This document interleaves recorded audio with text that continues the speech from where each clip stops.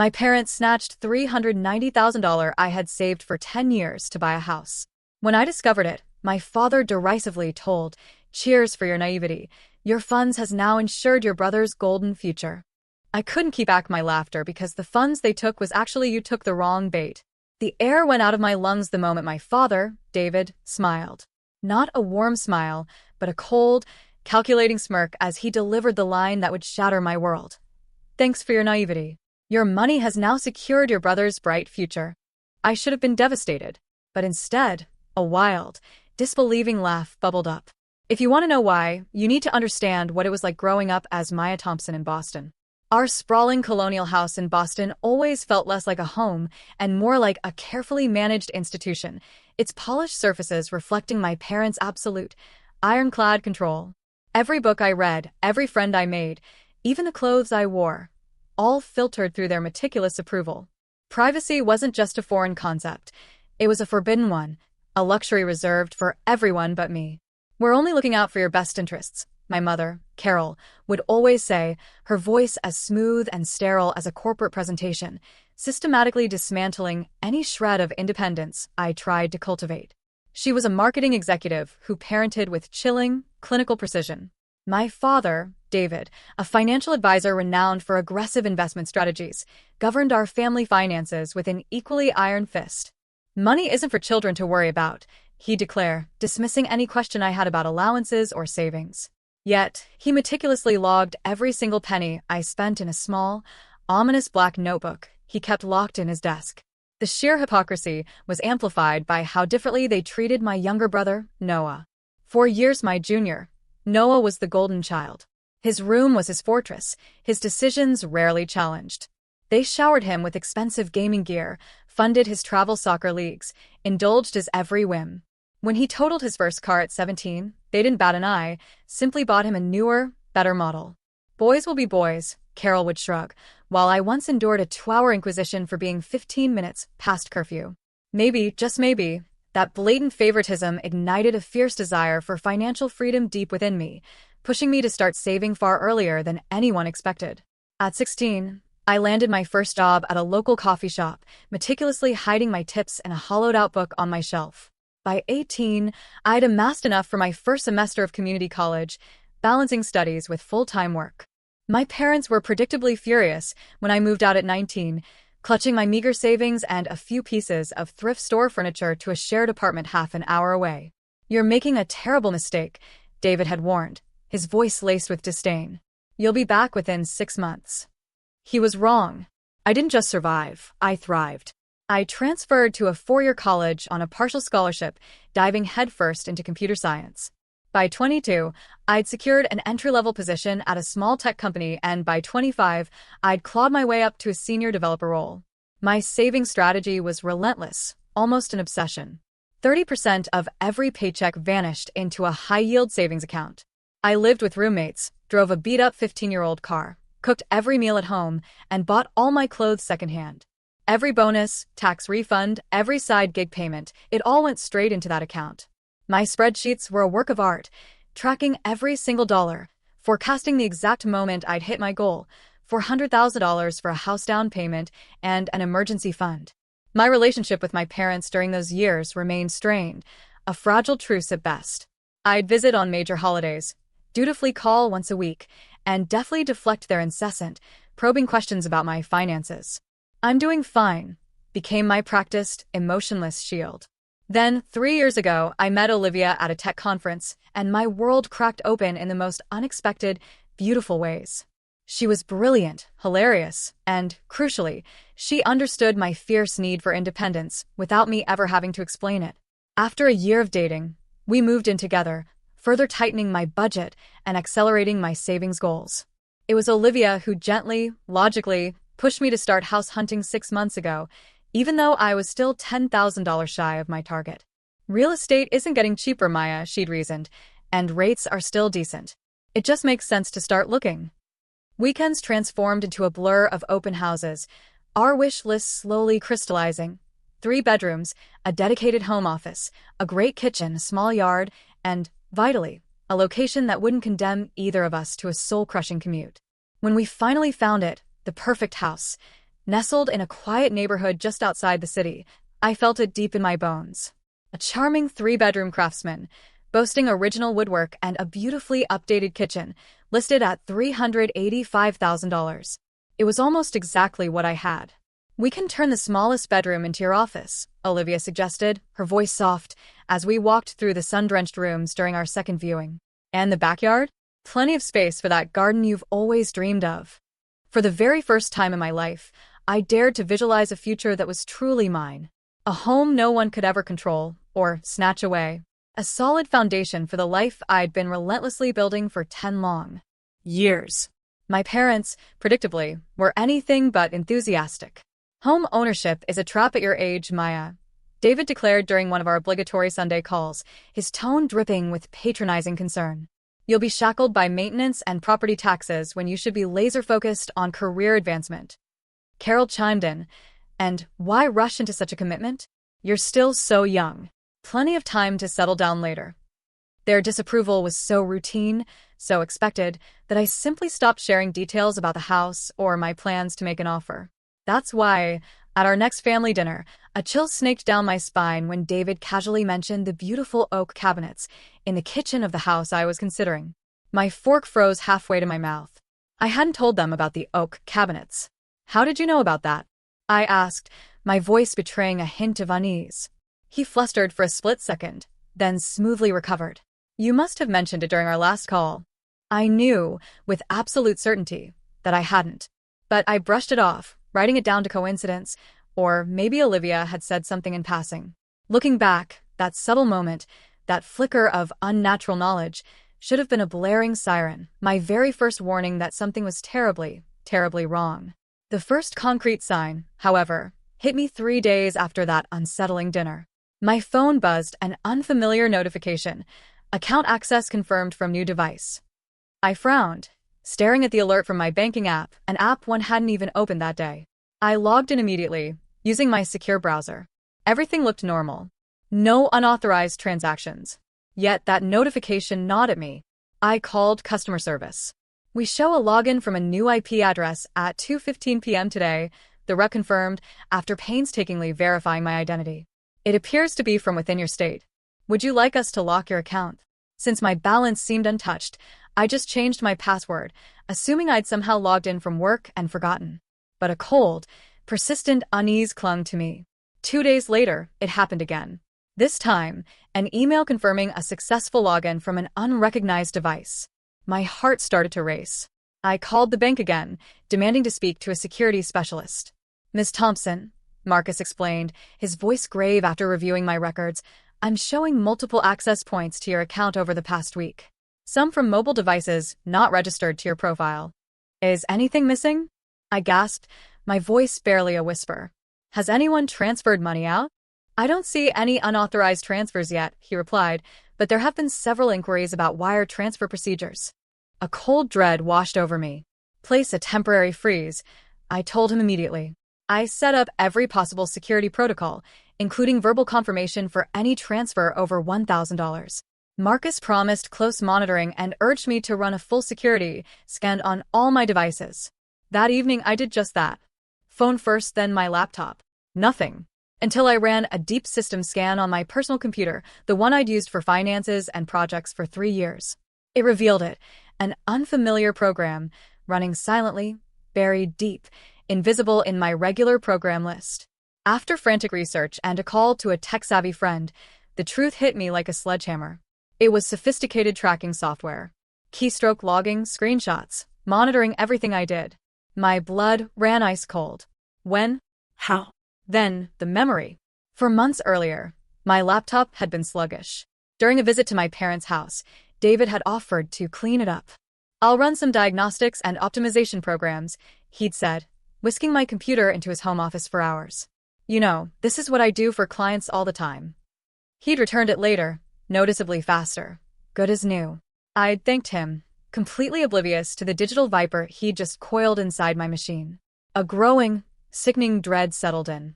This meant they'd likely been spying on me for months. My online banking sessions, my house hunting searches, every mortgage pre-approval email, every hopeful conversation with Olivia about our future. They'd seen it all. With trembling hands, I logged into my main savings account from Olivia's tablet, bypassing the temporary freeze with a phone verification. The balance, $0. Zero. Where $390,000 should have been, the blood, sweat, and 10 years of disciplined sacrifice, there was nothing. I clawed through my transaction history. A wire transfer, completed just yesterday, sending the entire sum to an account I didn't recognize. The room started to spin. A guttural sound tore from my throat, half gasp, half scream. Olivia rushed over, her face etched with alarm. "Maya, what's wrong?" she asked, gripping my shoulders as I stared, blank, at the screen. "It's gone," I whispered, numb. "Everything. 10 years of savings, the house, our future. All gone." Olivia snatched the tablet, her eyes quickly scanning the details. "This has to be fraud," she insisted, her voice firm. "We'll call the bank right now. They can reverse wire transfers if we act fast." But as my composure slowly returned, and I focused on the transfer details, a sickening, soul-crushing realization dawned. The receiving account holder. A name I knew all too well. David Harper. My father. "It's not fraud," I said, my voice eerily quiet. "It's my parents." I called them immediately. No answer. Text messages went unread. I even emailed both their personal and work addresses, subject line, "Emergency, please contact me." Nothing. By morning, after a night of frantic, sleepless pacing, I'd left 6 voicemails and sent countless messages. The silence was deafening. But in that silence, my shock hardened, transforming into something cold, resolute. "I'm going over there," I told Olivia, grabbing my car keys. "I'm coming with you," she replied, already reaching for her jacket. I shook my head, my jaw tight. No. "I need to do this alone. But I'll call you the second I need backup." As I drove the 40 minutes to their perfectly manicured suburban home, my mind raced, grasping at any explanation, each more ludicrous than the last. A mistake? Protecting the money? A misguided surprise investment? But the spyware on my computer screamed a different story. This was calculated. Deliberate. A violation so profound, my brain struggled to even process it. The familiar tree-lined street, the one I'd grown up on, was exactly as I remembered. Neatly trimmed hedges, freshly mulched flower beds, the American flag snapping proudly from the porch. Everything in its proper, precise place, just as my parents preferred. I parked behind David's luxury sedan, sitting there for a moment, just breathing, trying to gather a courage I didn't know I possessed. Then, I walked up the brick path and rang the doorbell, despite still having a key somewhere in my apartment. Carol answered, her surprised expression quickly morphing into something carefully neutral when she saw me. "Maya," she said, stepping back to let me in. "This is unexpected. We usually do Sunday dinners, not Tuesday drop-ins." "Is Dad home?" I asked, cutting straight to it, no time for pleasantries. "In his study," she replied, her eyes narrowing slightly. "Is everything all right?" I didn't bother answering. I just walked past her, straight to David's home office. He looked up from his computer as I entered, slowly removing his reading glasses. "Maya," he said, a bland smile on his face. "What brings you by on a weekday?" I closed the door behind me, suddenly aware of a strange, almost terrifying calm that had settled in my chest. Beyond the anger, beyond the shock, something crystalline and clear had formed. "I know what you did," I said, my voice flat, steady. His expression didn't waver. "You'll need to be more specific." "The $390,000 transferred yesterday from my savings account to yours," I stated, each word a hammer blow. "And the tracking software you installed on my laptop when you supposedly fixed it." A flicker. Not quite guilt, but surprise. Surprise that I discovered it so quickly. Then, his face hardened, settling into an impenetrable resolve. "Sit down, Maya," he said, gesturing to the leather chair across from his desk. The same chair where I'd endured countless childhood lectures. I remained standing. "Where is my money?" I demanded. Carol entered then, closing the door softly behind her. "David," she murmured, "she knows." "Of course she knows," he replied, not even looking at her. "Sooner than we expected. But that doesn't change anything." He turned back to me, his gaze cold. "The money is safe," he said, as if that explained everything. "We made a family decision about its best use." "A family decision?" I repeated, incredulous. You made a decision about my money I saved for 10 years, without even talking to me? That's not a family decision. That's theft. Don't be dramatic, Carol cut in, her voice sharp, dismissive. We're your parents. We've always known what's best for you, even when you can't see it yourself. I'm 29 years old. I shot back, my voice rising despite my efforts to contain it. I have a successful career, a relationship, and, until yesterday, I had a plan to buy a house. You had no right to interfere. David rose from his chair, his height still physically imposing, even to adult me. We had every right, he countered, his eyes blazing with paternalistic arrogance. You were about to make a terrible financial mistake, tying up all your liquid assets in an overpriced property in a market that's about to turn. We protected you from yourself. By stealing from me? My voice was a roar now. By reallocating family resources where they'll do the most good, he corrected, unblinking. Your brother, Noah, has been accepted to an elite business school, and he has a startup idea that needs capital. His education and business will benefit this family for generations. As if on cue, the front door opened and closed. Moments later, Noah appeared in the doorway of the study, looking utterly bewildered by the tension. What's going on? He asked, glancing between us. Nothing that concerns you, Carol said quickly, trying to wave him away. Actually, I interjected, turning to face him, my gaze locked on his. They just stole my entire life savings to give to you. $390,000 that I've been saving for 10 years to buy a house. Apparently, your education and business idea are more important than my future. Noah's eyes widened, then snapped to our parents. What? That can't be right. He looked at them, pleading. Tell me that's not true. David's expression hardened. Maya is being selfish, as usual. We made a decision that benefits the family as a whole. By stealing her money? Noah asked, aghast. It's not stealing when it's for your child's own good, Carol insisted, her voice tight. Maya was about to waste all that money on a house she doesn't need at her age. Your future is more promising. Noah looked genuinely horrified. I never asked for that. I would never want her money taken from her. David waved his hand dismissively. You'll understand when you're older, both of you. Sometimes parents have to make difficult decisions. He turned back to me, a smug, victorious glint in his eyes. Thanks for your naivety, Maya. Your money has now secured your brother's bright future. And that's when, to everyone's absolute astonishment, including my own, I started to laugh. Not a polite chuckle, but a deep, unhinged, full-bodied laugh that bet me at the waist. My parents exchanged frantic, concerned glances.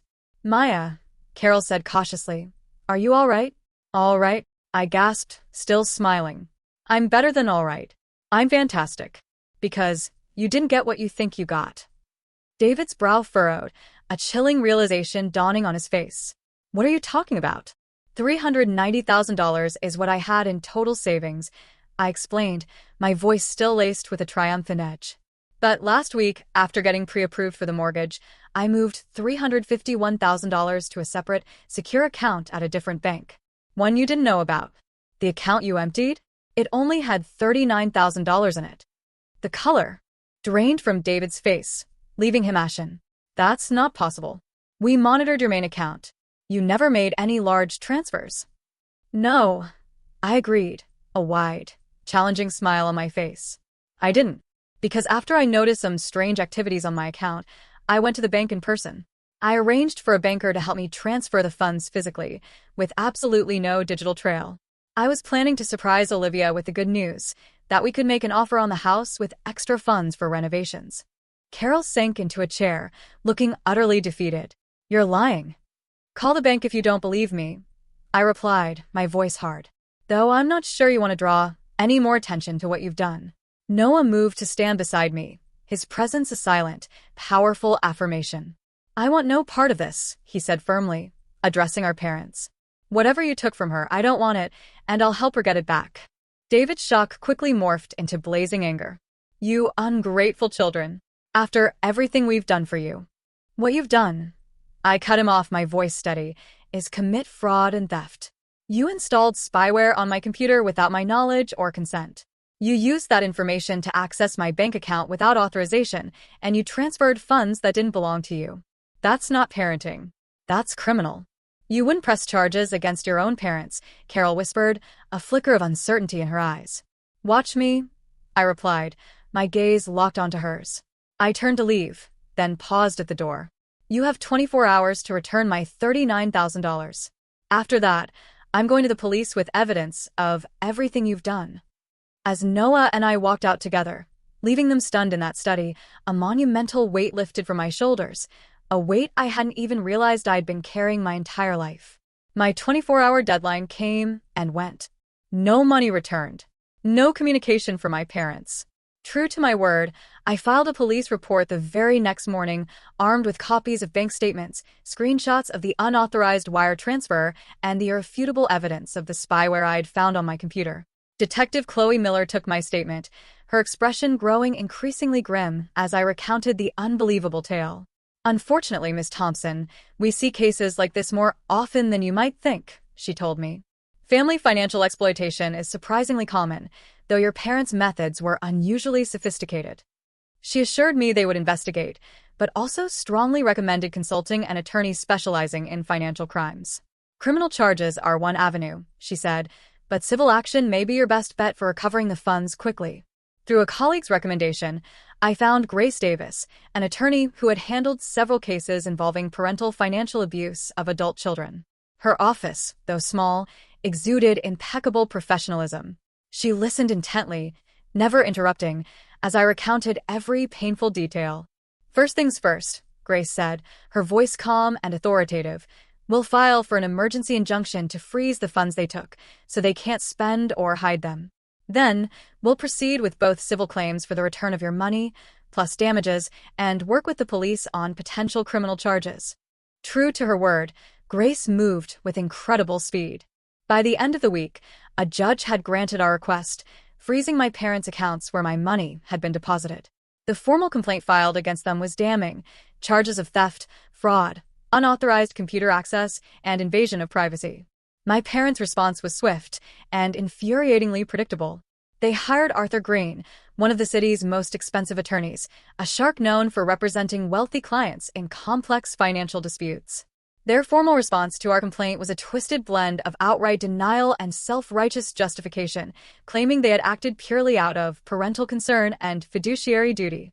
But even more shocking was their countersuit. They alleged that I had borrowed money from them throughout my early adulthood with a verbal agreement to repay it, and that the $39,000 they took was simply the collection of this fabricated family debt. This is completely fabricated. I fumed to Grace when she showed me their filing. I've never borrowed money from them as an adult. I've been financially independent since I was 19. I believe you, she assured me, her eyes firm. But we'll need to gather ironclad evidence to refute their absurd claims. Your bank records showing years of income and expenses, testimonials from friends or colleagues who can attest to your financial independence, anything that shreds their narrative. The case rapidly spilled beyond our family's tight-knit drama. The local news ran a discreet but unmistakable story about modern digital privacy concerns, clearly referencing our situation. My inbox flooded. Messages from friends, colleagues, even distant relatives expressed a dizzying spectrum of shock, support, or, in some cases, outright criticism for daring to take legal action against my own parents. The most painful notes came from my mother's sister, Aunt Brenda, who'd always been kind. Family matters should stay within the family, she wrote. Your parents may have made a mistake, but dragging them through the courts will only destroy any chance of reconciliation. Is that really what you want? What I wanted, I realized with searing clarity, was something Aunt Brenda couldn't possibly comprehend: accountability. For once in my life, I craved for my parents to face real consequences for their controlling, manipulative behavior, rather than simply being allowed to rewrite reality to suit their convenient narrative. Through it all, Olivia was my unwavering rock. She took days off work to sit through meetings with Grace, tirelessly organized our ever-growing mountain of evidence, and simply held me on nights when the sheer stress and heartbreak finally overwhelmed me. You're doing the right thing, she'd whisper, stroking my hair as I cried into her shoulder. Standing up for yourself doesn't make you a bad daughter. They broke your trust in the most fundamental way. Even Noah surprised me with his steadfast support.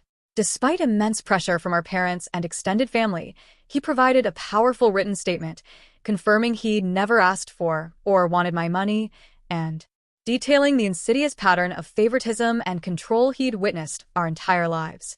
I've always felt guilty about how differently they treated us, he confessed during a lunch with Grace and me. But I never imagined they'd go this far. I'm so sorry I didn't stand up for you sooner. The most brutal part of the legal process was the deposition. Hours of interrogation, sitting directly across from my parents and their attorney. They looked smaller somehow. Carol's perfectly maintained composure showed subtle cracks of stress. David's once confident posture seemed diminished.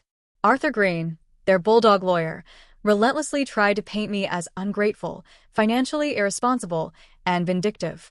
"Isn't it true?" he sneered, peering over his glasses. "Your parents repeatedly advised you against purchasing property at your age, demonstrating financial wisdom you chose to ignore?" "They expressed their opinion," I replied, carefully, just as Grace had coached me. "But opinions don't entitle them to access my bank account without permission, or to install spyware on my computer. And isn't it true that your brother's education and business prospects represent a better long-term investment for family resources than an overpriced house in a volatile market?" Arthur pressed. "Objection." Grace interjected before I could even formulate a response.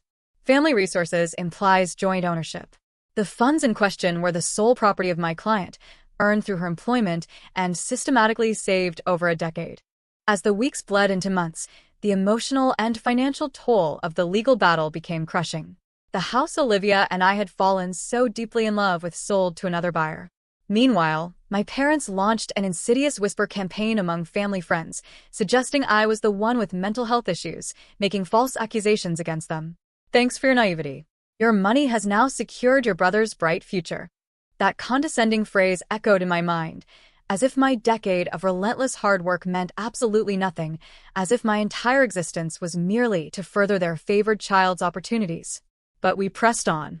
Grace brought in digital forensics experts who meticulously testified about the sophisticated nature of the spyware, tracing its installation directly to the exact time frame David had possession of my laptop. My meticulously kept bank records presented an undeniable, decade-long pattern of saving, utterly demolishing my parents' fabricated claims of debt repayment. The case was finally scheduled for court, the hearing date set for precisely 3 months after my initial, horrific discovery. Despite my parents' desperate attempts to delay, the judge swiftly denied their motions, citing the utterly straightforward nature of the evidence. As we braced ourselves for our day in court, Grace received an unexpected phone call. Arthur Green wanted to discuss settlement terms. My parents, it seemed, had finally grasped the grim reality. They might not win this battle. The courtroom was far smaller than I'd imagined. Worn wooden benches, fluorescent lighting casting a harsh, unforgiving glow on the weight of what was about to unfold. I sat beside Grace at the plaintiff's table, my back ramrod straight, despite the knot of agonizing tension between my shoulder blades. Across the aisle, David and Carol sat with Arthur Green, neither daring to meet my gaze. Judge Patricia Alvarez entered, her presence commanding, and the proceedings began with opening statements. Grace went first, her voice clear, confident, and utterly devoid of emotional embellishment, laying out the stark facts of the case. "This case," she concluded, her voice ringing through the silent room, "is fundamentally about violation. Violation of privacy through unauthorized surveillance software. Violation of financial autonomy through unauthorized account access. And, most painfully, violation of the sacred trust between parent and child." Arthur Green's opening painted a drastically different picture, portraying my parents as deeply concerned mentors attempting to guide their impulsive daughter away from financial ruin. The Harpers, he argued smoothly, possessed decades of financial expertise. They witnessed their daughter on the brink of committing her entire life savings to an overpriced property in a precarious market. Their actions, while perhaps overzealous, were motivated by parental protection, not criminal intent. When my turn came to testify, I walked to the witness stand on legs that felt both strangely numb and uncontrollably shaky. After being sworn in, I scanned the courtroom, my eyes briefly locking with Olivia's encouraging gaze from the gallery. "Miss Thompson," Grace began gently, "please tell the court about your financial history since becoming an adult." I meticulously described my relentless path to independence, the multiple jobs, the frugal budgeting, the systematic saving, all corroborated by the financial records already submitted as evidence. I explained my dream of home ownership, the deep security it represented. "And when did you first suspect something was wrong with your account?" Grace prompted. I recounted the unnerving notifications, the chilling discovery of the spyware, and that devastating moment when my entire savings had simply vanished, transferred to my father's name. Did you ever give your parents permission to access your financial accounts? No, never. Did you ever agree that your savings should go toward your brother's education or business ventures? Absolutely not. And how has this incident affected you, Miss Thompson? I paused, gathering my fractured thoughts, my voice thick with emotion. Beyond the obvious financial impact, it shattered my entire sense of security. The two people who were supposed to protect me instead exploited my trust in the most intimate way possible, monitoring my private communications, taking what I'd worked so hard to build. There are still moments, I can't believe it's real. Arthur Green's cross-examination was, predictably, aggressive. He mercilessly questioned my financial knowledge compared to David's expertise. He implied my decision to buy a house was purely emotional, not financially sound. He even brazenly suggested my parents had discussed their concerns with me multiple times, and I had stubbornly refused to listen. No, I corrected firmly, my voice unwavering. They expressed opinions about my house hunting. Yes. But at no point did they say, "We're considering taking your money for your brother instead." That was never a conversation we had. Next, the digital forensics expert methodically explained the spyware's functionality, how it recorded keystrokes, including passwords, how it took periodic, clandestine screenshots, uploading them to a remote server, how it could even activate my computer's camera and microphone remotely. "This is not consumer-grade parental monitoring software," she explained to the visibly disturbed judge, but rather sophisticated surveillance technology, typically employed in corporate espionage or by private investigators. David shifted uncomfortably in his seat as she pinpointed the exact date and time the software was installed, matching precisely to when he'd taken my laptop to fix it. Perhaps the most damning testimony came from an unexpected source, the bank manager who had helped me transfer the bulk of my savings. He took the stand, confirming I had come to the bank in person, expressed genuine concerns about unusual account activity, and specifically requested assistance in protecting my assets. Ms. Thompson specifically mentioned feeling that someone might be monitoring her online banking activity, he recalled. She requested we handle the transfer with no digital notification or electronic trail, which is unusual, but not unprecedented when clients have security concerns. This testimony directly annihilated my parents' claim that I had fabricated the story about transferring most of my money before they accessed my account. But the real surprise of the day detonated during Noah's testimony.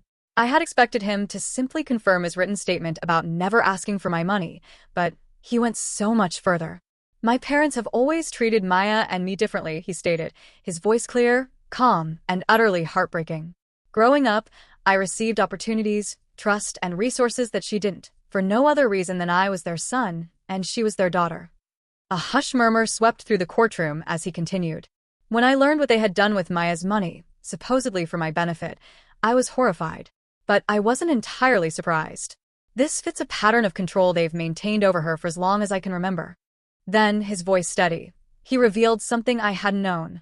"After Maya discovered what happened, our parents approached me with $50,000 to start my business immediately, saying it was my portion of a family investment. When I refused it and said I would support Maya in court if necessary, they threatened to withdraw funding for my education entirely." Carol made a small, choked sound from her seat. David's face flushed a dark, angry red. "Noah, that's enough," he snapped, earning a swift, stern reprimand from the judge about speaking out of turn. As the first day of proceedings ended, Grace looked cautiously optimistic. "The judge seems deeply troubled by the evidence," she whispered as we gathered our things, "particularly the sophisticated nature of the spyware and your brother's testimony." The second day brought a monumental, unexpected development. Before proceedings even began, Arthur Green requested a brief recess to speak with his clients. When court resumed a tense 30 minutes later, he approached the bench. "Your Honor, my clients would like to propose a settlement." The terms were straightforward: full return of the $39,000, plus an additional $20,000 in damages to cover my legal fees and emotional distress. In exchange, I would drop all claims and agree not to pursue criminal charges. Judge Alvarez turned to me. "Miss Thompson, are these terms acceptable to you?" I looked at my parents. Really looked at them. Perhaps for the first time in my adult life. Carol's perfect posture, David's once confident facade, both were now visibly cracking under the immense pressure. They had spied on my most private communications, violated my trust, stolen what wasn't theirs, all while somehow believing they were entitled to control my life, even as an adult. "No, Your Honor," I said, my voice clear and resonating. "Those terms are not acceptable." Arthur Green looked utterly stunned. Grace leaned close, whispering urgently, "Maya, this is a reasonable offer. We should consider it." "I've spent my entire life being reasonable while they've been controlling," I replied quietly, my gaze still fixed on the judge. "I want the court to decide." And so, the proceedings continued. Financial records from my parents' own accounts revealed something I had known. They had been experiencing significant financial pressure themselves. David's investment firm had lost several major clients in the past year. Their mortgage was underwater after a poorly timed refinance. Noah's elite business school tuition was far beyond what they could comfortably afford. They had taken my money not just out of a perverse desire to control me or favor Noah, but out of desperate, panicked need to maintain appearances, to uphold expectations they could no longer financially support. This revelation didn't excuse their actions, not for a second, but it provided a painful context, helping me understand the frantic, boundary-shattering violation. They were drowning, and they saw my savings as a life raft, justifying the theft through a lifetime of paternalistic control. In her closing argument, Grace powerfully emphasized the deliberate nature of my parents' actions. "This was not a momentary lapse in judgment," she stated firmly. "It was a calculated series of invasions, executed over months, culminating in the theft of my clients' life savings. The court must send a clear message. Family ties do not exempt anyone from basic legal and ethical boundaries." Arthur Green's closing was noticeably more subdued, focusing primarily on my parents' previously unblemished reputation in the community and their sincere belief that they were acting in the family's best interest. Judge Alvarez took a day to consider her ruling. When we returned to court, the tension was a thick, suffocating blanket. "In the case of Thompson versus Harper," she began, her voice stern, unyielding, "this court finds in favor of the plaintiff." A gasp escaped someone in the gallery. "The defendant's actions constitute a clear violation of multiple statutes regarding privacy, unauthorized computer access, and financial fraud." She ordered my parents to return the full $39,000, plus an additional $50,000 in punitive damages, and granted a permanent injunction, permanently barring them from any contact with my financial institutions or electronic devices. "While the court acknowledges the special relationship between parents and children," she added, looking directly at my motionless parents, "that relationship does not confer ownership or control of an adult child's assets. Ms. Thompson has demonstrated admirable financial responsibility and independence. The paternalistic overreach demonstrated by the defendants is particularly troubling given the sophisticated methods employed." As a final, chilling point, she noted she would be referring the case to the district attorney's office for consideration of criminal charges, though the decision to prosecute would ultimately be at their discretion.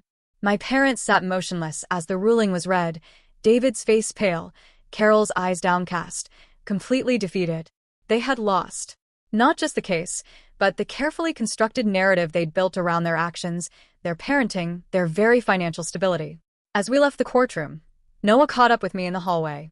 "Are you okay?" he asked, his concern genuine, palpable. I paused, considering the question deeply. "Not yet," I admitted honestly. "But I will be." The weeks that followed the court ruling brought a whirlwind of practicalities and profound emotional upheaval. My parents, unsurprisingly, complied with the financial judgment swiftly, no doubt hoping to minimize their exposure to potential criminal charges. The district attorney ultimately decided not to pursue criminal prosecution, citing their clean prior record and the complete financial restitution already made. With the return of my $39,000 plus the additional $50,000 in punitive damages, I now had even more than my original savings goal. Olivia and I cautiously resumed house hunting, the market having shifted slightly during the months of legal proceedings. "What about this one?" Olivia asked one Saturday morning in bed, her tablet propped against her knees, scrolling through listings. 4 bedrooms, renovated kitchen, about 10 minutes further from downtown than we were looking before. The house was beautiful, slightly larger than our initial target, boasting a charming wraparound porch and an established garden. The price? Perfectly within our newly expanded budget.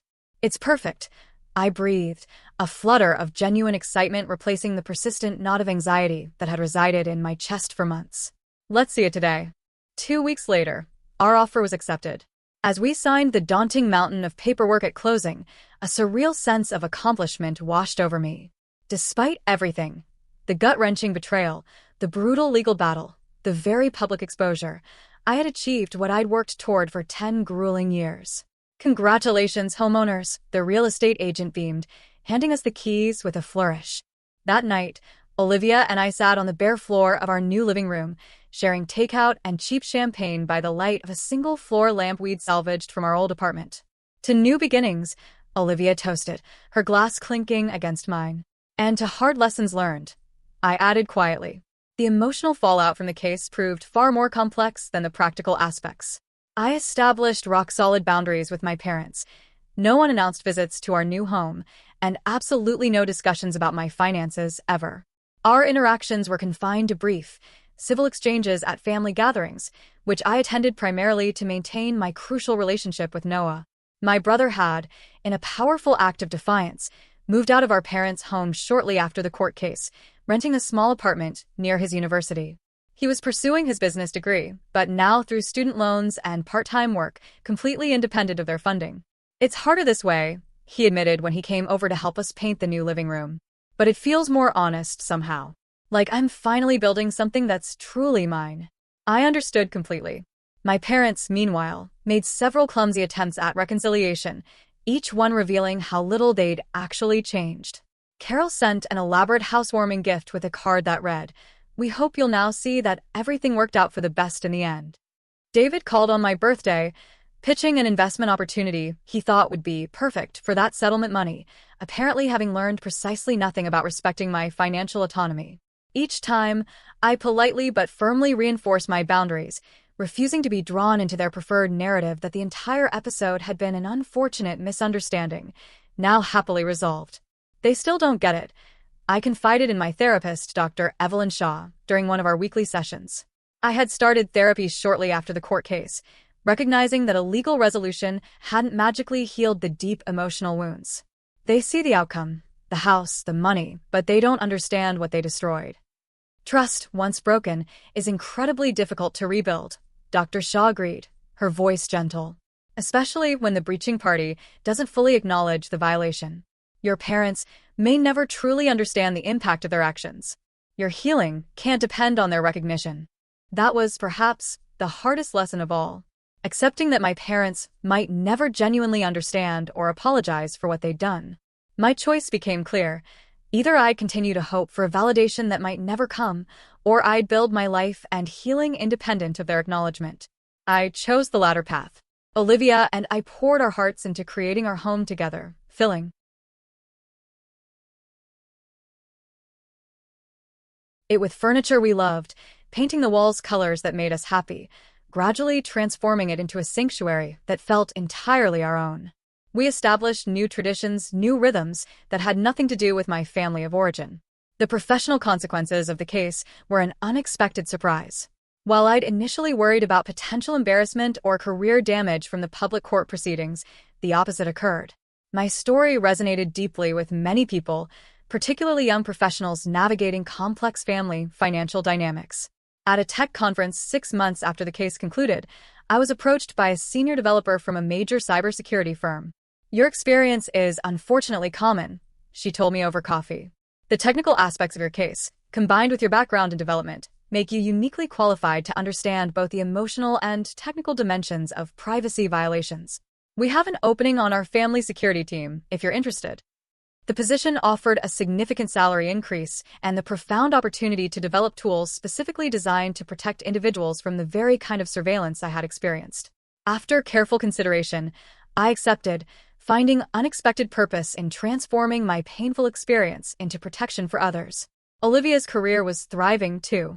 Her design consultancy had flourished enough that she'd taken on 2 employees and moved into a small office space downtown.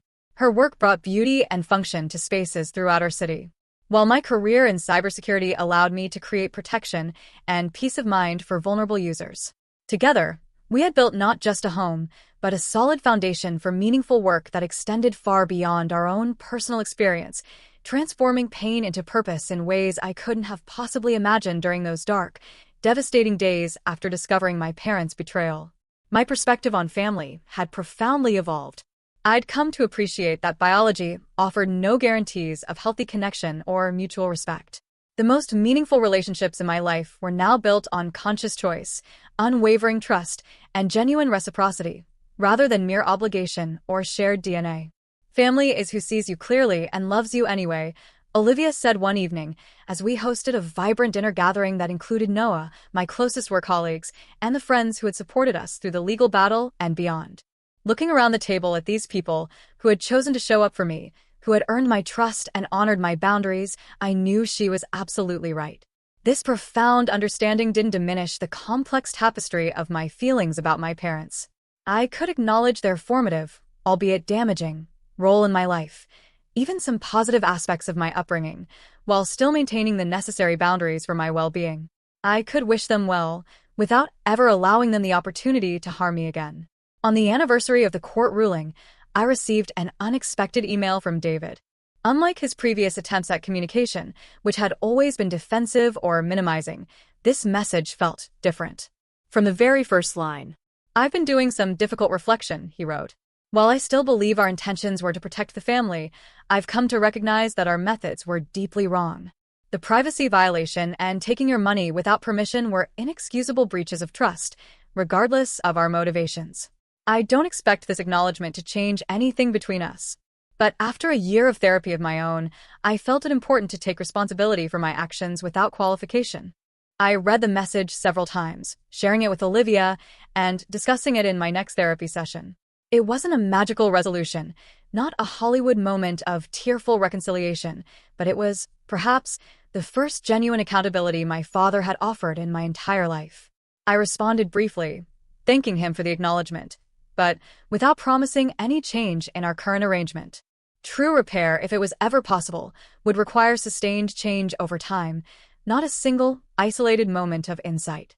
As I reflect on the journey from that devastating discovery to my life today, I'm struck by how a violation meant to control and diminish me instead catalyzed growth and independence far beyond what I had previously imagined possible.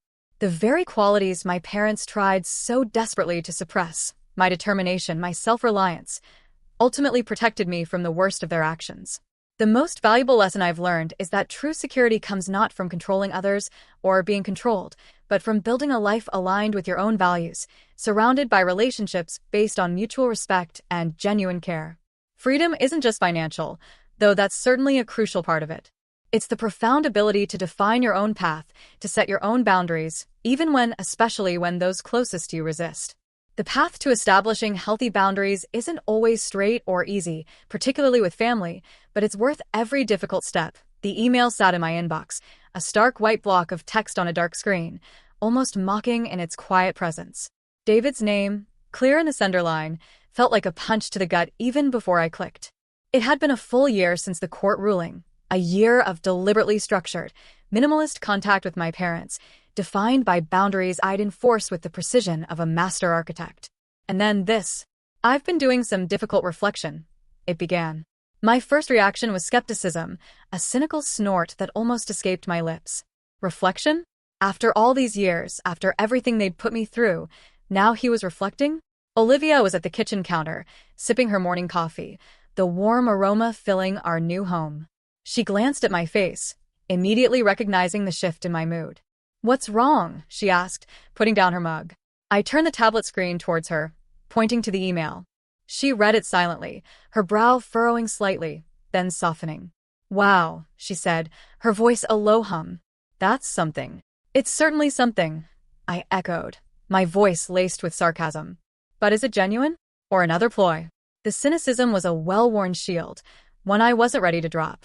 After years of manipulation, it was hard to see beyond the surface, to trust any vulnerability for my father.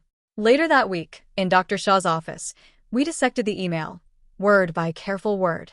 Dr. Shaw, as always, was a lighthouse in my storm, steady and clear. "It's a significant step, Maya," she observed, tapping her pen thoughtfully against her notepad. "He's acknowledging wrongdoing without it with furniture we loved, painting the walls colors that made us happy, gradually transforming it into a sanctuary that felt entirely our own. We established new traditions, new rhythms that had nothing to do with my family of origin. The professional consequences of the case were an unexpected surprise. While I'd initially worried about potential embarrassment or career damage from the public court proceedings, the opposite occurred. My story resonated deeply with many people, particularly young professionals navigating complex family financial dynamics. At a tech conference 6 months after the case concluded, I was approached by a senior developer from a major cybersecurity firm. "Your experience is unfortunately common," she told me over coffee. "The technical aspects of your case, combined with your background in development, make you uniquely qualified to understand both the emotional and technical dimensions of privacy violations. We have an opening on our family security team if you're interested." The position offered a significant salary increase and the profound opportunity to develop tools specifically designed to protect individuals from the very kind of surveillance I had experienced. After careful consideration, I accepted, finding unexpected purpose in transforming my painful experience into protection for others. Olivia's career was thriving, too. Her design consultancy had flourished enough that she'd taken on 2 employees and moved into a small office space downtown. Her work brought beauty and function to spaces throughout our city, while my career in cybersecurity allowed me to create protection and peace of mind for vulnerable users. Together, we had built not just a home, but a solid foundation for meaningful work that extended far beyond our own personal experience, transforming pain into purpose in ways I couldn't have possibly imagined during those dark, devastating days after discovering my parents' betrayal. My perspective on family had profoundly evolved. I'd come to appreciate that biology offered no guarantees of healthy connection or mutual respect. The most meaningful relationships in my life were now built on conscious choice, unwavering trust, and genuine reciprocity, rather than mere obligation or shared DNA. "Family is who sees you clearly and loves you anyway," Olivia said one evening, as we hosted a vibrant dinner gathering that included Noah, my closest work colleagues, and the friends who had supported us through the legal battle and beyond. Looking around the table at these people who had chosen to show up for me, who had earned my trust and honored my boundaries, I knew she was absolutely right. This profound understanding didn't diminish the complex tapestry of my feelings about my parents. I could acknowledge their formative, albeit damaging, role in my life, even some positive aspects of my upbringing, while still maintaining the necessary boundaries for my well-being. I could wish them well, without ever allowing them the opportunity to harm me again. On the anniversary of the court ruling, I received an unexpected email from David. Unlike his previous attempts at communication, which had always been defensive or minimizing, this message felt different. From the very first line. "I've been doing some difficult reflection," he wrote. "While I still believe our intentions were to protect the family, I've come to recognize that our methods were deeply wrong. The privacy violation and taking your money without permission were inexcusable breaches of trust, regardless of our motivations. I don't expect this acknowledgement to change anything between us. But after a year of therapy of my own, I felt it important to take responsibility for my actions without qualification." I read the message several times, sharing it with Olivia and discussing it in my next therapy session. It wasn't a magical resolution, not a Hollywood moment of tearful reconciliation, but it was, perhaps, the first genuine accountability my father had offered in my entire life. I responded briefly, thanking him for the acknowledgement, but without promising any change in our current arrangement. True repair, if it was ever possible, would require sustained change over time, not a single, isolated moment of insight. As I reflect on the journey from that devastating discovery to my life today, I'm struck by how a violation meant to control and diminish me instead catalyzed growth and independence far beyond what I had previously imagined possible. The very qualities my parents tried so desperately to suppress, my determination, my self-reliance, ultimately protected me from the worst of their actions. The most valuable lesson I've learned is that true security comes not from controlling others or being controlled, but from building a life aligned with your own values, surrounded by relationships based on mutual respect and genuine care. Freedom isn't just financial, though that's certainly a crucial part of it. It's the profound ability to define your own path, to set your own boundaries, especially when those closest to you resist. The path to establishing healthy boundaries isn't always straight or easy, particularly with family, but it's worth every difficult step. The email sat in my inbox, a stark white block of text on a dark screen, almost mocking in its quiet presence. David's name, clear in the sender line, felt like a punch to the gut even before I clicked. It had been a full year since the court ruling, a year of deliberately structured, minimalist contact with my parents, defined by boundaries I'd enforced with the precision of a master architect. And then this. I've been doing some difficult reflection, it began. My first reaction was skepticism, a cynical snort that almost escaped my lips. Reflection? After all these years, after everything they'd put me through, now he was reflecting? Olivia was at the kitchen counter, sipping her morning coffee, the warm aroma filling our new home. She glanced at my face, immediately recognizing the shift in my mood. "What's wrong?" she asked, putting down her mug. I turned the tablet screen towards her, pointing to the email. She read it silently, her brow furrowing slightly, then softening. "Wow," she said, her voice a low hum. "That's something." "It's certainly something," I echoed, my voice laced with sarcasm. "But is it genuine? Or another ploy?" The cynicism was a well-worn shield, one I wasn't ready to drop. After years of manipulation, it was hard to see beyond the surface, to trust any vulnerability from my father. Later that week, in Dr. Shaw's office, we dissected the email, word by careful word. Dr. Shaw, as always, was a lighthouse in my storm, steady and clear. "It's a significant step, Maya," she observed, tapping her pen thoughtfully against her notepad. "He's acknowledging wrongdoing without immediate demand for reconciliation. That's a shift from previous patterns." She pointed out how he specifically mentioned therapy of my own and taking responsibility for my actions without qualification. "But is it enough?" I asked, my voice raw. "Is an email, after years of psychological warfare and actual theft, enough to absolve anything?" "It's not about absolution, Maya," Dr. Shaw gently corrected. "It's about his journey, not yours. This acknowledgement might be part of his healing. For you, it can be data, information. You get to decide what you do with it. You don't owe him forgiveness or an immediate embrace.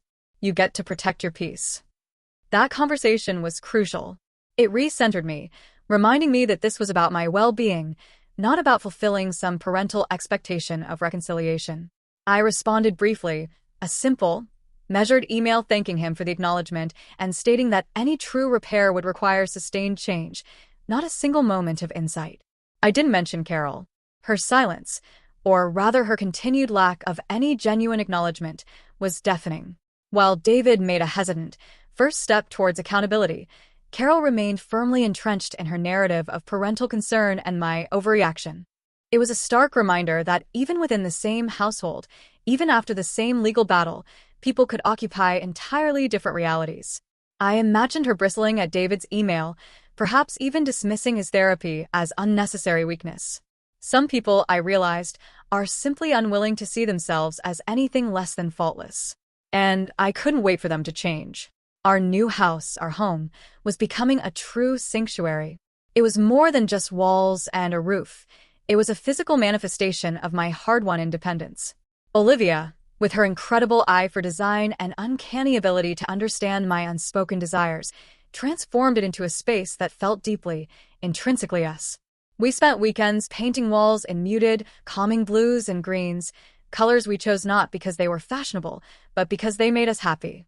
My small home office, once a bare room, was now filled with natural light, a quiet space where I could focus on my work, a place where no spyware could ever invade. The backyard, a space I'd dreamed of, gradually came to life under Olivia's expert guidance and my eager, if clumsy, efforts. We planted a small vegetable garden, a patch of vibrant green life that felt incredibly grounding. Each ripe tomato, each crisp lettuce leaf, was a testament to growth, to nourishment, to building something tangible with our own hands, far removed from the sterile, controlling environment of my childhood. Every nail hammered, every plant rooted, every piece of furniture carefully selected became an act of defiant creation, asserting our ownership over our lives and our space. The planning for our wedding was small, intimate, and filled with a quiet joy. We didn't need a grand spectacle. We just wanted to celebrate our love and commitment with the people who truly mattered.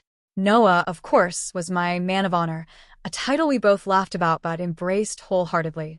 His support had been unwavering, and our bond had deepened immensely since the trial. He was no longer just my little brother. He was a steadfast friend, a fellow survivor of our parents' complex dynamics. Noah's own journey towards independence was inspiring to watch. He'd found a small, affordable apartment near his university, trading the luxury of his parents' home for the dignity of self-sufficiency. There were definitely struggles. He called me sometimes, frustrated about a mounting bill, or a particularly challenging assignment, or the sheer grind of balancing a fledgling startup with his business studies. He was learning hard lessons about running a business, about budgeting, about the weight of real-world responsibilities without a safety net woven by his parents' money. But he was doing it. And he was doing it his way. "They keep offering to help with my tuition," he admitted one afternoon, over lunch at our place. "But it always comes with a lecture, or some veiled suggestion that I'm not doing things the right way." "How do you handle it?" I asked, knowing the dance well. He sighed, running a hand through his hair. "I just keep saying thanks, but no thanks. It's hard, Maya. It's a constant battle not to fall back into old patterns." "I know," I said softly, reaching across the table to squeeze his hand. "But you're doing incredible. You're building something truly your own, and that's worth more than any handout." Our discussions often revolved around these strategies: how to maintain polite but firm boundaries, how to navigate the guilt and manipulation without caving. It was a new kind of family dynamic, built on mutual respect and shared understanding, a stark contrast to the controlling, transactional relationship with our parents. At the cybersecurity firm, my new role was incredibly engaging, almost therapeutic. I was on the family security team, an irony that wasn't lost on me. My experience wasn't just a story. It was a blueprint, a lived example of the vulnerabilities people faced, often from those they least suspected. I immersed myself in developing tools that went beyond simple antivirus, focusing on identifying sophisticated surveillance, detecting unauthorized access points, and educating users on how to spot the subtle red flags of digital intrusion. I was no longer a victim. I was a protector. One of my key projects was designing an intuitive interface for identifying and neutralizing hidden spyware, drawing directly from my own ordeal. We incorporated features that could trace the installation source, log access attempts, and even provide users with forensic reports that could be used as evidence. It was empowering, transforming my violation into a shield for others. My Digital Boundaries workshop series, initially a small side project, began to gain unexpected traction. I started with local community colleges, sharing my story with students, many of whom were just starting their adult lives, navigating their own complex family dynamics. The sessions were raw, honest, and deeply impactful. I'd walk them through the technical aspects of my case, explaining how the spyware worked, how easy it was for someone with ill intent to compromise their digital lives. But more importantly, we delved into the emotional dimensions. It's not just about protecting your passwords, I'd tell a room of attentive faces. It's about protecting your autonomy, your sense of self. It's about understanding that your right to privacy doesn't vanish just because someone is family. In fact, sometimes, that's when it's most critical. I remember one workshop vividly. A young woman, barely out of her teens, came up to me afterwards, tears welling in her eyes. "My dad," she whispered, "he checks my phone every night. He says he needs to know I'm safe, but it feels invasive." I gently explained that her feelings were valid, that safety didn't require total surveillance.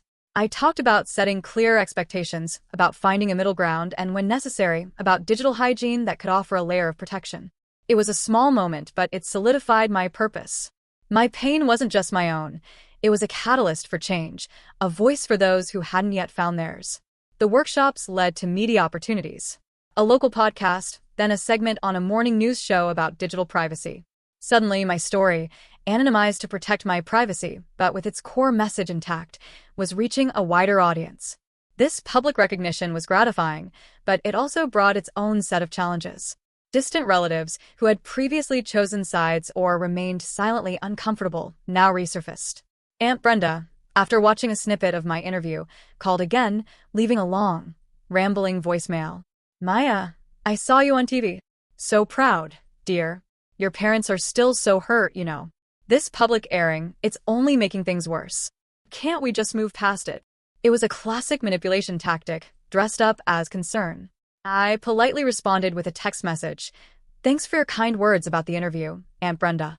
My boundaries with my parents remain in place for my well-being. I appreciate your understanding." The response was, predictably, a barrage of passive-aggressive texts about family loyalty and forgiveness. It was exhausting, but also a valuable lesson. Even positive attention could be twisted into a tool for control by those who refused to accept my new reality. My boundaries weren't just for my parents.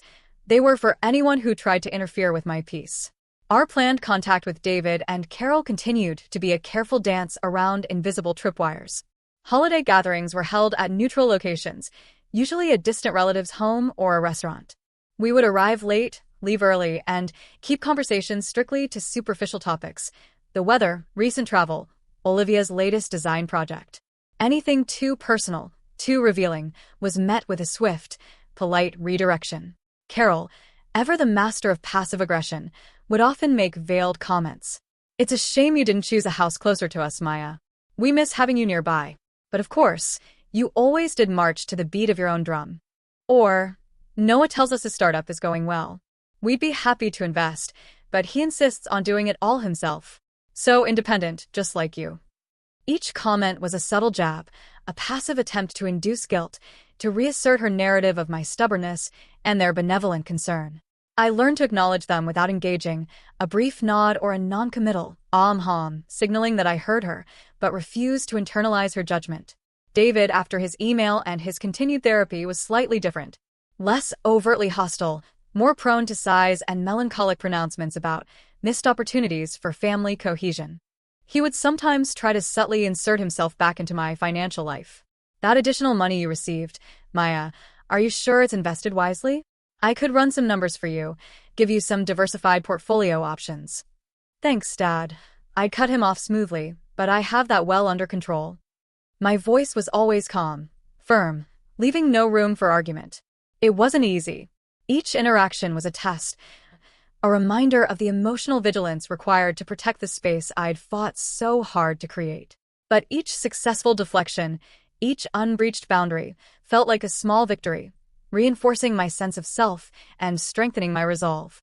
Noah, bless him, continued to be my co-conspirator in navigating these family minefields. He'd often catch my eye during one of Carol's barbed comments, a shared roll of the eyes or a subtle smirk passing between us. He was witnessing their unchanging patterns firsthand, and it only deepened his understanding of why I'd chosen the path I had.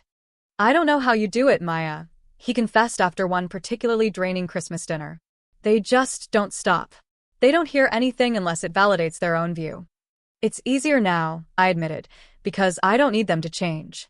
I just need to protect myself." Meanwhile, Noah's startup hit a rough patch. His initial funding, scraped together from personal savings and small loans, was running low, and he was struggling to secure a second round of investment. The stress was palpable. He was working almost nonstop, juggling classes, part-time jobs, and trying to keep his fledgling company afloat. David, ever opportunistic, saw his chance. "Noah," he announced during a strained phone call to his son, "your mother and I have been discussing your current situation. We have some capital we're willing to invest in your company, if you're open to our guidance on your business plan. We could even get you connected with some of our clients." Noah recounted the conversation to me, his voice tight with frustration. "It sounds good on the surface, right? But I know what guidance means. It means control. It means they'd own me, own the company. I can't do it." "You don't have to," I told him, my heart aching for his struggle but proud of his resolve. "You've built this from the ground up, Noah. Don't let them swoop in and claim it now." Olivia, always practical, chimed in. "We can help you look for alternative funding sources, Noah. Or even brainstorm some temporary cost-cutting measures. You're not alone in this." We spent hours brainstorming, researching grants for young entrepreneurs, refining his pitch deck, and connecting him with our own network of tech-savvy friends and business contacts. We didn't offer him a handout, but we offered genuine, supportive mentorship, resources, and belief in his capabilities. It was a conscious choice, a demonstration of healthy support that stood in stark contrast to our parents' conditional, controlling help. Noah, with renewed determination, pushed through. He refined his product, hustled like I hadn't seen him hustle before, and eventually, after countless rejections, secured a small grant from a university innovation fund and a promising angel investment from one of Olivia's contacts who believed in his vision, not his family name. It was a monumental triumph for him, a testament to his resilience and independence. "I did it, Maya," he called, his voice bubbling with unadulterated joy. "I actually did it. Without them." It was a victory not just for his business, but for his burgeoning sense of self. David's therapy, it seemed, was beginning to chip away at his hardened facade. Months after his initial email, I received another. This one was shorter, more direct, and held a fragile thread of raw emotion. "I realize now," he wrote, "that I dragged Carol into this, and she, in turn, justified it by my example. I took your laptop, and I exploited your trust. And I did it because I was afraid. Afraid of losing control, afraid of falling short, afraid for Noah, and yes, afraid for myself. I still struggle to understand how to move forward, but I wanted you to know that I see how profoundly I hurt you, and Noah too. And for that, I am truly sorry." It wasn't a perfect apology. There were still elements of self-justification and underlying fear that drove his actions. But the acknowledgement of his fear, the recognition of Carol's complicity, and the explicit, "I am truly sorry," it was more than I ever expected. It wasn't the magical, tearful reconciliation of a Hollywood movie, but it was progress. Carol, on the other hand, remained stubbornly in her own world. Her attempts at communication were still superficial, focused on superficialities or veiled judgments.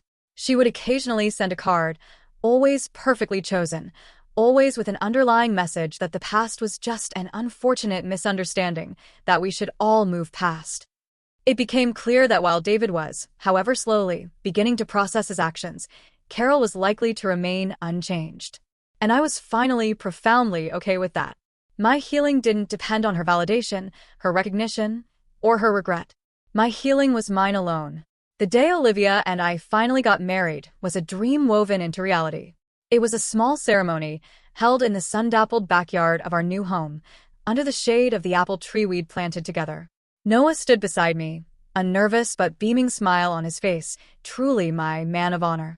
A handful of close friends, my colleagues from the cybersecurity firm, and Olivia's family filled the space with warmth and laughter. There was no pretense, no pressure, just pure, unadulterated joy. As Olivia, radiant in her simple cream dress, walked towards me, I felt a surge of profound gratitude. This was the life I had built. This was the family I had chosen. This was my sanctuary, born from struggle, forged in resilience. My career continued to flourish. The Digital Boundaries workshops expanded, reaching national audiences through online platforms and partnerships with nonprofits dedicated to digital literacy. I was promoted to lead a larger team at the cybersecurity firm, tasked with integrating our personal security tools into a broader, enterprise-level solution. My story, once a source of deep personal shame and pain, had become a powerful narrative, a testament to the importance of autonomy and privacy in a world increasingly intertwined with technology. Olivia's design business, too, soared. She finally took on a partner, allowing her to expand into larger commercial projects while still maintaining her creative vision. Our evenings were filled with shared stories of professional triumphs, the unique challenges of leadership, and the quiet satisfaction of building something meaningful, side by side. Our lives, both personal and professional, were intertwined, supportive, and completely ours. The resolution, I discovered, wasn't a dramatic confrontation or a tearful embrace with my parents. It was far more subtle, more profound. It was the quiet confidence of knowing I had built a life on my own terms. It was the unshakable trust one shared with Olivia, the genuine connection I had with Noah, and the meaningful work that filled my days with purpose. It was the ability to look back at the past, acknowledge the hurt, but no longer be defined by it. One crisp autumn evening, a year after our wedding, Olivia and I sat on our porch swing, watching the last embers of sunset fade from the sky. The air was cool, carrying the scent of fallen leaves and distant wood smoke. "Remember that email from your dad?" Olivia asked softly. "I do," I replied, a ghost of a smile touching my lips. It was a beginning of sorts, wasn't it? Not a reconciliation, but an acknowledgement. "And Carol," she prompted gently. I sighed. "Still Carol. But it doesn't sting anymore. It's just background noise." I leaned my head on her shoulder, feeling the solid comfort of her presence. I used to think my future depended on their approval, on proving them wrong. But it doesn't. It depends on me. On us. The most valuable lesson I've learned is that true security comes not from controlling others or being controlled, but from building a life aligned with your own values, surrounded by relationships based on mutual respect and genuine care. Freedom isn't just financial, though that's certainly a crucial part of it. It's the profound ability to define your own path, to set your own boundaries, even when, especially when those closest to you resist. It's the unwavering knowledge that you are whole, complete, and resilient, regardless of external validation. If my story resonates with you in any way, I hope it offers some validation or courage for your own journey. The path to establishing healthy boundaries isn't always straight or easy, particularly with family, but it's worth every difficult step. It's worth the peace, the authenticity, and the profound joy of finally, truly, owning your own life. So, tell me, after hearing my long and winding road, what does true freedom mean to you? And what boundaries have you had to set or are considering setting to achieve it? Share your thoughts below. I'm genuinely interested in hearing your perspectives.